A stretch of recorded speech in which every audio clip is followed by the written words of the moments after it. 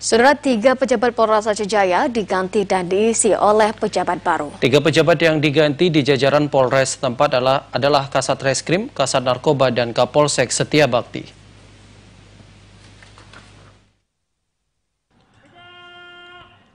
Kapolres Aceh Jaya AKBP Yudi Wiono memimpin langsung upacara pengukuhan Kasat Reskrim yang terselenggara di lapangan apel Mapolres setempat.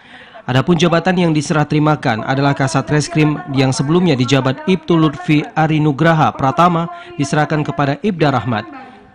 Ibtu Lutfi dimutasikan sebagai Pama di Reskrimum Polda Aceh dalam rangka pendidikan PT IKA. Di kesempatan yang sama juga dilakukan serah terima jabatan Kasat Res Narkoba yang sebelumnya dijabat oleh Ibtu Sandi Saputra kepada Ibda Rusyudi Fauzar. Ibtu Sandi diangkat sebagai Kasat Res Narkoba Polres Langsa. Serah terima jabatan juga dilakukan oleh Kapolsek Setia Bakti yang dijabat Ibda Bunawir yang akan menjabat sebagai Kapolsek Banda Alam Polres Aceh Timur kepada Ibda Fauzi Adha.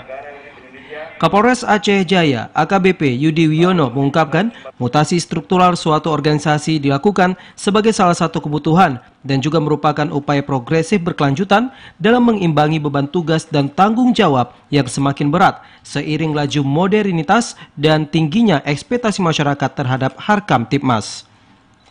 Hal ini juga dalam rangka penguatan Polri yang prediktif, responsibilitas, transparan, dan berkeadilan. Pimpinan Kesatuan telah mempersiapkan strategi dan program prioritas untuk mendukung program utama pemerintah di bidang sumber daya manusia.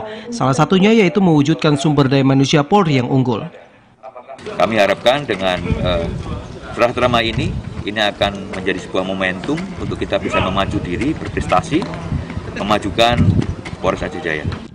Kapolres Aceh Jaya juga mengingatkan kepada para pejabat yang baru dilantik agar bisa bekerja semaksimal mungkin sesuai dengan tupoksi masing-masing untuk memajukan Polres Aceh Jaya.